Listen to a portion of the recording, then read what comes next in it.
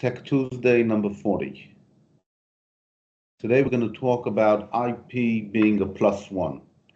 For those not familiar with the concept, you get invited to a party or a wedding, and you're told that you can bring your +1 because they don't know if you attached or not attached. IP as well works best when it's not alone, and that's what we're going to talk about today.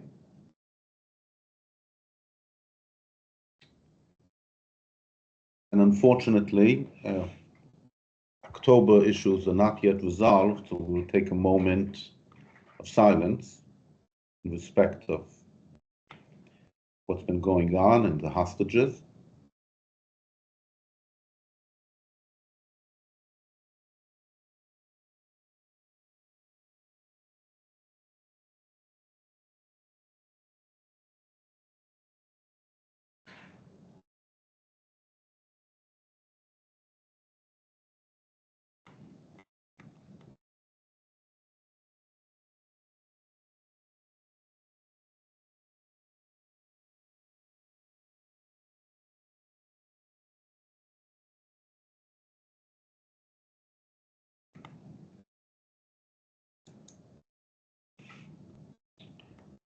Now, everybody agrees that IP should be aligned with your business goals. I think everybody.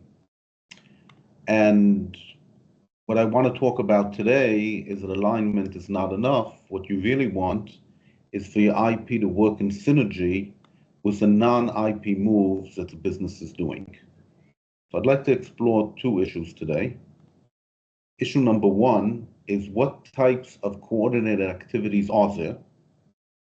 And issue number two is what happens if the IP changes shape? Usually, it shrinks during prosecution, especially patents. So you plan for them to work together, now what's going to happen? Now, IP can also work together with other IP, not only with non-IP moves. And again, one of the IPs could shrink. And the question we ask is, how do we prepare for this? And maybe we'll use things that are not IP in order to compensate for the problems that we're going to have with IP. And I'm also taking this opportunity to provide these charts which help visualize. I'm really into visualizing your strategy, but now we're not visualizing the whole strategy, but just the little collaborative tactics, how IP works together with something else. I'll start with an example. Okay, it's a classic example in a medical device. So the FDA approved some product, and in particular, what it is that you're treating. What that means is that all of your competitors would like to do exactly that same scope, and they would like to file for 510K if possible, but in any case, they don't want to argue with the FDA about what's important. So the FDA is actually pushing the competitor towards what you're doing. Desirably, you have IP which blocks the competitor from doing what you want to do. So one way of looking at it is that the IP and the FDA process contradict each other. And another way of looking at it is to say there's no room left for the competitor to be in. But what happens if the scope of your IP is narrower than the scope of what the FDA is pushing? Well, in that case, the competitor is encouraged to bypass your patent and compete with you. Now, for simplicity, in all of these presentations, I'm showing all of the forces as being forces that push. But some of them clearly pull you. For example, the FDA doesn't push you to do anything, it pulls you to do something. But, mechanically it's equivalent, and it allows me to spread the forces on the page. So let me explain what this format means. First of all, I'm using colors. Red is for IP, blue is for the competitor, and green is for moves that are not IP. I want you to notice that the competitor is assumed to have this momentum, this desire to go in a certain direction. It's not just standing there like a block. I want you to notice that the non-IP and the IP forces can work together even if they're not applied in the same direction. I also want you to notice that these mini diagrams do not show anything about what we want. They show only about what we're doing to the competitor. And last but not least, the landscape. On this page, it's beautiful. It's white, it's blank, smooth. In reality, the landscape does not look like that, but I'm trying to do something simple and not complicated. Last but not least, it was difficult to decide how to show the IP. In general, IP prevents you from doing something. That's this red line. But IP can also encourage you to do something. I'll give you a few examples later. So in general, I showed this thing for IP. IP is pushing you to go past this line or preventing you from reaching this line. So what can IP on its own, without the +1, do to a competitor? First, when I use the word IP, I'm including traditional IP like patents, know-how, trade secrets, and so on. But I'm also talking about other tools which are used in information warfare, which is what IP is about. Data, publications, insight, misinformation, social pressure. These are all things that are used. So what can IP do? First, it can block. There's two types of blocking that IP does. The first one is real blocking. If the competitor doesn't know how to do something, for example, it's protected by my trade secret, the competitor is literally unable to move in that direction, or at least can't move well. A patent, on the other hand, is a threat. The competitor can do what the competitor wants, but if they do it, they might get sued. Another thing IP can do is confuse. You read the publication, you don't know what's going to happen. Or, like somebody suggested recently on LinkedIn, you can put in a little bit of misinformation. So the IP can be used to highlight things that are not quite so. IP, even if it doesn't block, can be used to slow down or delay the competition. For example, R&D becomes slower because you have to do design rounds and consider prior art or potential infringement. The very existence of IP can interfere with fundraising activities. That slows down everything. IP, instead of blocking, can encourage somebody to go in a different direction. Call that diverting. IP and things like IP can be used for denial. If I publish something, you can't get a patent on that. If I make sure that there's an open alternative that has freedom to operate, then you won't have exclusivity no matter how much IP you have. I can attract people to do something directly. If I offer a license, people are happy to get technologies they didn't develop. And I can also attract indirectly. If you create a market, people will want to come to the market, whether to steal it or to otherwise make money in it. IP can also be used to push people away from a certain field. And one of the interesting ways of doing it is the issue of leeway. Leeway is a nautical term, which really means how close are you to shore, so that if you need to change your direction, you'll be able to. But if somebody is working on a development program and there's IP which prevents them from making changes in their design if they will need to, that's an R&D risk, because if they need to make the change, they won't be able to do it. And also IP can actually move, and I'll give an example later. Now, one of the things about IP, as opposed to trade secrets, is that sometimes the competitor is not aware that you have the IP. A lot of what I talked about here will not work if if the competitor is not aware of your IP. But if you are planning to surprise the competitor with IP, then it's great if the competitor is not aware of the IP. Suddenly you shock the competitor with the IP, and maybe they'll stop doing what they're doing because of shock. That's IP. What can work together with IP? So maybe I'll skip to the end.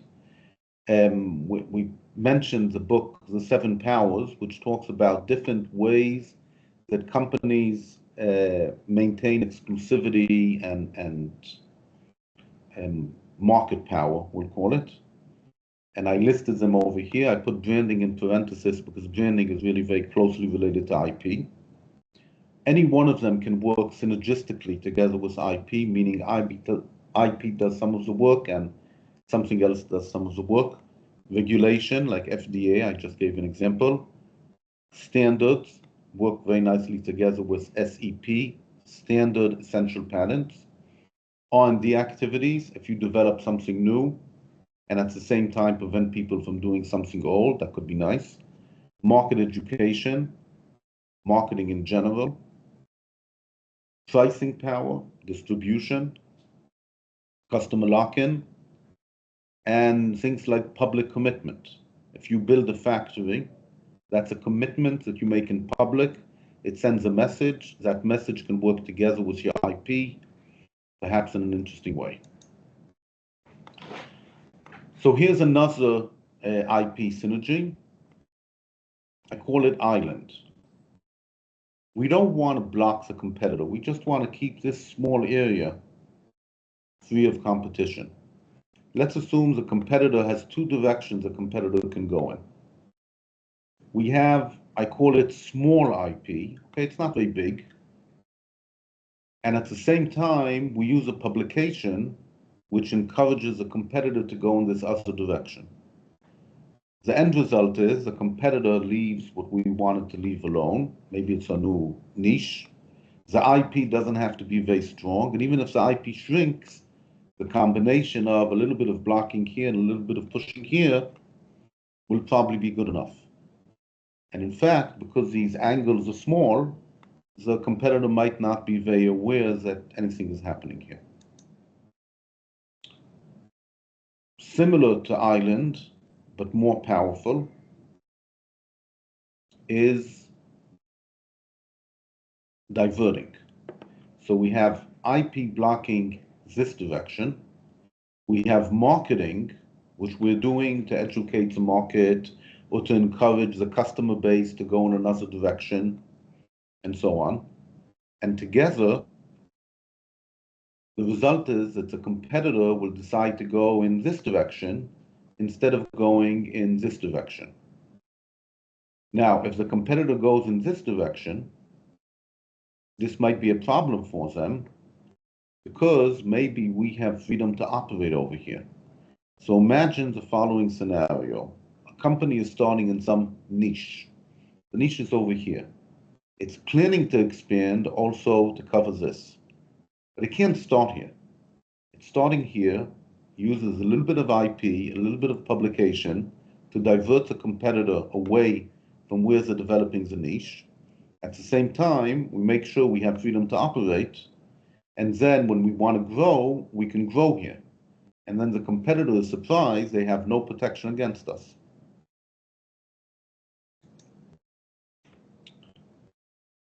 Sometimes what we want to do is what I call easy choice.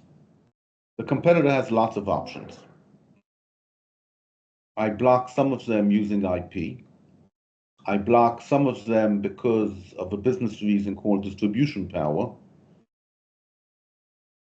Our client has a strong distribution network in a certain field. So the competitor says, we go where it's easy. If necessary, we can also sweeten the deal by adding some sort of attracting power over here. Okay, so we have distribution power and IP working together to hurt the competitor in a direction which is good for us and maybe bad for them. Bit more in that direction. Judo. The competitor is already planning on going in a certain direction. Maybe I'll just emphasize. Here's a competitor wasn't planning on going this direction, but because of the force we're applying, he changed the direction he was going in. In judo, the competitor was planning on going this direction anyways, but we want to encourage them to do it. We don't want them to move away. We want them to double down. So we have IP, we have perhaps a publication, and over here, perhaps there's a surprise waiting. Maybe we have some secret IP, which we will expose the minute the competitor gets in. So we're using the competitor's own momentum against the competitor. Multi-layer. Often we don't just have one patent protecting, we have two patents. In order to do what we're doing, you have to infringe the first patent and infringe the second patent. However, the second patent, both of them are relatively weak. But what happens if the second patent is narrow? So over here, you have protection of two patents, but over here you have protection of only one patent. Well, people don't have to know that your patent is narrow and weak. You can use hype, what you say in the newspaper, what you tell people, to make them believe that your second patent, instead of being narrow and weak, is actually broad and strong. Of course, in order for this to work, you have to be coordinated and not use anti-hype language when you're talking to the patent office and other publications and so on. Okay, so here we have direct strengthening of IP using non-IP activity. And yes, we've seen this done. Here's an example of hidden. There's three ways of solving. The competitor wanted to do one of these two, perhaps. One of them we block with IP, and one of them we hide using a trade secret. It's quite common that you develop a solution, and as you're working on it, you discover that there's another solution. And perhaps that another solution can't be protected using a patent. But if you hide the existence of that solution, and at the same time, you encourage your competitor to look elsewhere, for example, by offering a cool licensing deal on this alternative solution, your competitor will not only take the easy way out, but won't even look to see if there is another solution. And here too, the issue of IP shrinkage is less of a problem because the licensing is encouraging the competitor to go somewhere else. Patchy. I said before, we have IP, and during prosecution, let's say patent prosecution, trademark prosecution, the IP shrinks. So what does it mean that the IP shrinks? For example, it becomes holey. See, this is original IP, this one. And it was strong and broad, but now it has holes in it. And we know that if you have holes in your IP, your competitor can just waltz in through the holes. So imagine we have two holes. One of them is filled by a trade secret, that people know that they can't really do this unless they know some secret. And the other hole is blocked using pricing power. Pricing power means the ability to set the price. So you set the price for this family of solutions over here, where you can live with it, but your competitor can't live with it. So now your competitor is blocked by a combination of two types of IP and pricing power. And the question we have to ask is, did you plan this ahead of time? In other words, when you filed your first patent, this one, did you know that it might have a hole here? And did you set things up that you'd be able to use pricing power to block this and a trade secret to block that? And unfortunately, using pricing power has a real cost. So did you take it into account? So I'm showing you a situation after the fact, but reminding you, hopefully you planned for it. So I gave you a few examples of how different types of IP could work together. And now I want to talk about what happens to IP as you do the prosecution. So when you start out the IP, patent, for example, you have an application, and the application is broad and strong and wonderful. A few things can happen. One, you can get a patent. Usually the patent is smaller and narrower, and we'll see that in the next slide. Another thing that can happen is that you can file continuations. Okay, so this is the original patent. You filed a continuation and got another patent. You filed another continuation and got another patent. And I want you to notice how these different patents are working together. And you have yet another continuation, which is still pending. You can see it by the pinkish color. And all of these different patents are working together, and they all come from the same origin. Related, when you file divisional applications, and often the protection you get from each divisional is different and perhaps not overlapping with the original protection. Last but not least, imagine that instead of just filing a patent, you actually have part of your company which generates new IP. For example, you have a research lab. For example, you collect data about experiments being done using your product. And every time somebody does an experiment, they generate more scientific data, which could be the result in another patent. And then each one becomes a new patent. And what I want you to notice about these patents is it's a slowly moving left. So if you have the correct IP generator in place, IP can not only block the competition, it can actually slowly push the competition away as you develop more things in this direction. How can IP fail?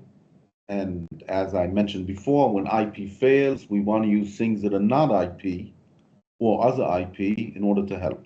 So we start with this application, and maybe we get a granted patent, but the granted patent is weak. Look how narrow it is, the red line.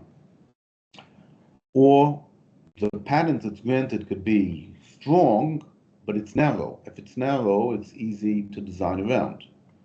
And sometimes it's not narrow, but instead it's holey. So you have patches with good protection and patches with mediocre protection, but you also have areas with no protection at all. And the question I ask, as before, did we predict this ahead of time? Okay, do we know during prosecution what we need the IP to do? In other words, holey might be fine if we have a trade secret waiting to plug this hole.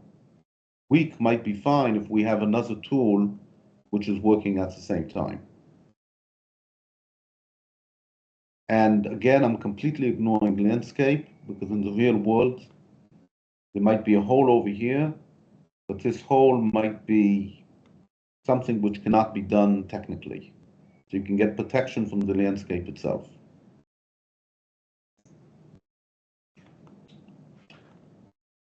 So I showed you all of these cute drawings on a white background.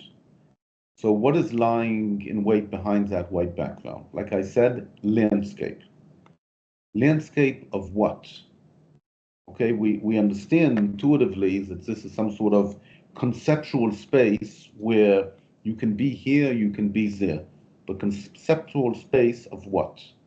So one possibility is to talk about technical solution space, okay? There's two ways of making a stent. It can be made out of a wire or it can be cut out of a tube. So one of them is half of the space and the other one is the other half of the space. And that appears to make sense because patents are supposedly about technical things. But really, what we want the competitor to do or not to do is less to do with his technical solution, but more to do with his market space. Usually IP is meant in order to give us a market position, to prevent a competitor from having a market position. So what's more interesting is not having a landscape of cut from a tube or made from a wire, but rather cardiology versus neurology or peripheral. So you should imagine that the space that I'm showing you is market space. But that's not the only space that could be of interest. One of them is revenue space. Market is market, but making money could be more important. So you divide up, you arrange your space about the different ways of making money in it. Dominance. Often you file patents in order to dominate your competitors. Some areas, if you have them, you dominate, some you don't. The space that I was showing that we want to cause a competitor to go somewhere or prevent a competitor from going somewhere could be areas with more dominance, less dominance, and longevity. Do we want our company to last 5 years or 200 years? Some parts of the space are naturally lead to a dead end, like better horse whips 100 years ago. They can get better and better and better until the horses get replaced by cars. And when we talk about that space, and I'm not going to do it today, I only showed you one little bit of the space, one area. What's happening in one place? We have the competitor, it wants to go here, we're blocking it, we're pushing it. So we could do that. Or we could look at big parts of the space, bigger than can be covered by a single piece of IP or a single non-IP move. Or we can look at a collection of small spaces. We have lots of spaces that we want to control. So when we talk about our strategy, we're going to have a lot of these cute little drawings. One thing that is not landscape is other players that are also applying forces. So over here, I said we have licensing applying a force, but there could be a competitor applying the force. Not my competitor, the competitor's competitor. Okay, I'm just showing you two actors, us and the competitor. And the only one doing things is us to the competitor. So it's very oversimplistic. And last but not least, I mentioned there's a landscape itself. I know what the space is, but the space is not flat. Some areas are easier to go into because consumer sentiment on these is easier to do. Some places are more difficult to go into. Okay, a little bit of drill down into the components that I showed, the competitor. One of the things that I was trying to show in these diagrams is a competitor is not static, but actually has momentum to go in a certain direction. Sometimes a competitor has a choice, and our goal is to force a competitor to make, let's call it the right choice at the right time. Sometimes a competitor is not there yet. There's no momentum at all, and the competitor is asking himself, should I start moving or should I stay where I am? Should I even enter the field or not enter the field? Another issue which I've touched on in previous presentation, and I will again, has to do with using the IP not to affect a particular competitor, but to affect the entire ecosystem as a whole. If you remember the old pinball machines, you could tilt them and then you get a big sign, tilt, tilt. But if we can tilt the landscape, that's wonderful. A bit more about what I'm not able to show you about the competitor. I'm only showing you where the competitor is going. I'm not talking about whether we're able to convince a competitor to become a partner.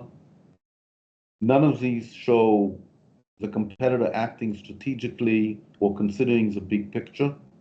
None of this shows how the competitors act on each other. And therefore, I'll say again, these schemas, beautiful as they are, only show tactics and not strategy.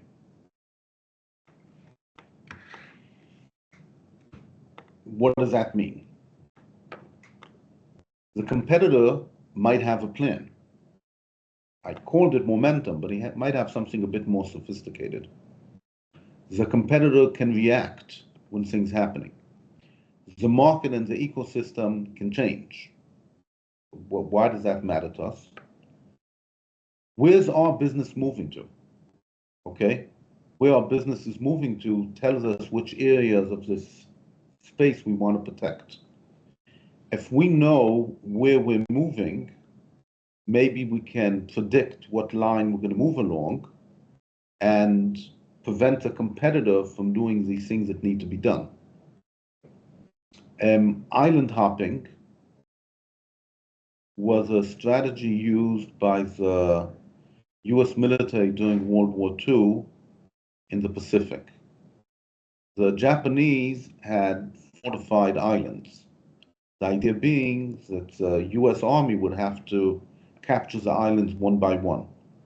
Island hopping said we can skip over some of the islands with a bonus that we have better supply and the people on those islands are now not going to have supply.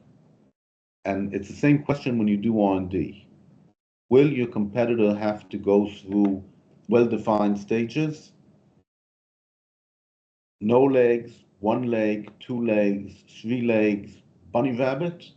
Or can the competitor simply go from rock with no legs to bunny rabbit? Why is that important? Because if you built your protection on preventing the competitor from doing one of the intermediate steps, it wasn't very helpful. If you are really going to talk about dynamics, you should talk about planning surprises. At the same time, one of the things that are not a surprise is if you show your competitor that not only are they boxed in now, but that you are going to dynamically box them in later and prevent them from doing what they want to do, your competitor might be compelled to negotiate with you. And in general, when you negotiate with somebody who's a competitor probably has strengths that you need.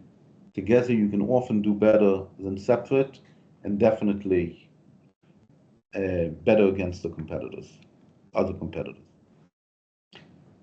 So we talked about IP being used and used together. IP can also be bad.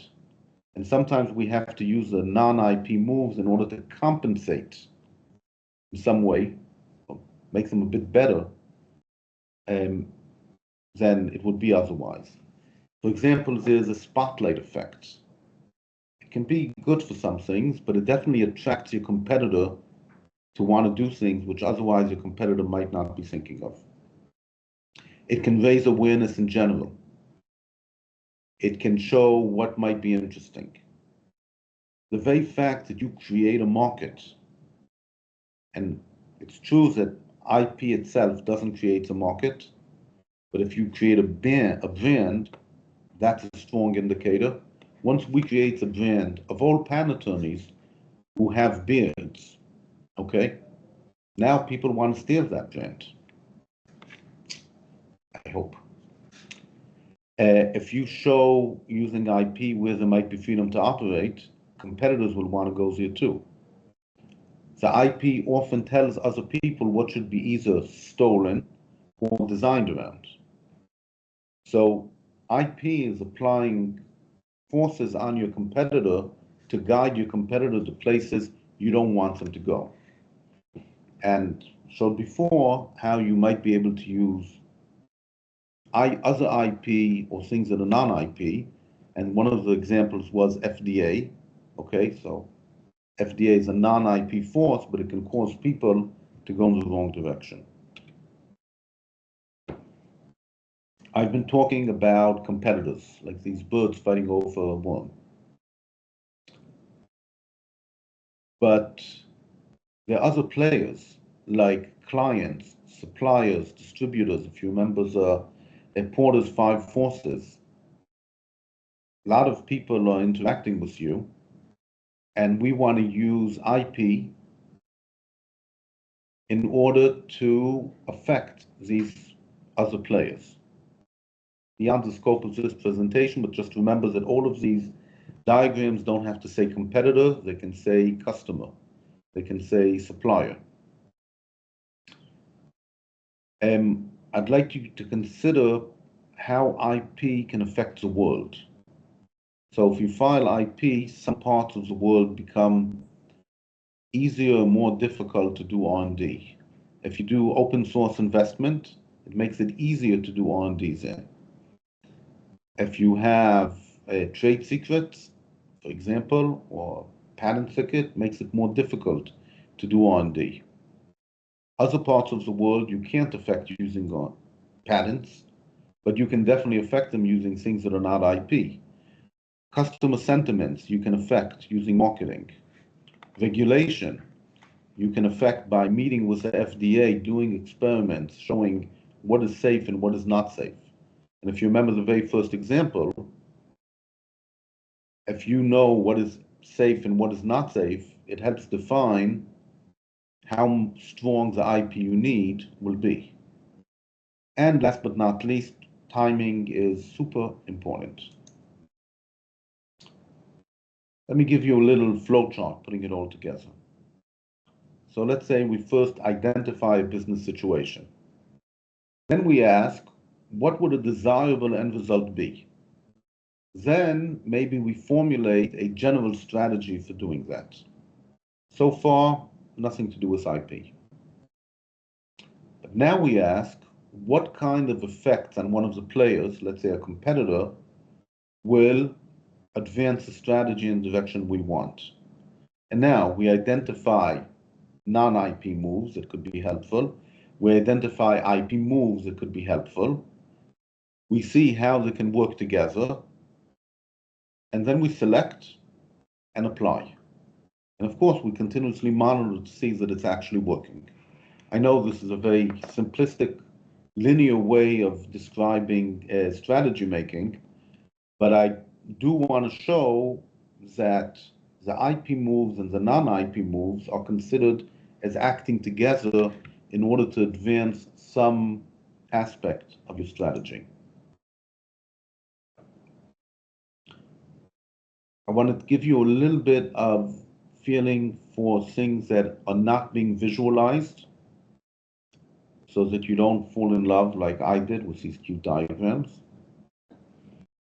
The competitor is not just going somewhere, the competitor is also doing something when it gets there. In the best of all possible worlds, the competitor is going somewhere and causing our market to increase. Okay, let's say we sell gasoline, or take a better example, computers. We sell operating systems, and our competitor partner, depending how you want to see it, is making microchips. It would be really nice if the competitor could be encouraged to make microchips that are better and better CPUs each year so that we could make heavier and heavier software that can still run. And that exactly is a partnership. I don't know if it's explicit or implicit between Microsoft and Intel for many years. Every year, Intel would come out with a better processor, and every year, Microsoft would come out with software which used up whatever excess processing ability you got. Well, maybe I'm exaggerating a bit. But I'm not showing that. This is a type of synergy which is super important. I'm not showing it. I show that the competitor is compelled to move somewhere. But is a competitor just moving somewhere, or is something bad happening to it? For example, are you making it fall apart due to stress? Are you forcing the competitor to negotiate? Sorry, not showing it. High-level strategies like forcing the competitor into a dead end, I'm not showing. Anything evolving or reactive is also not being shown. Deception and surprise also is not shown well. I'm giving you this list because I'm planning on solving it, but also to warn you that when we show how IP is going to work together, we have to realize how little we're showing about what is going to happen as a result of working together. In summary, I showed you several ways IP can work together with other.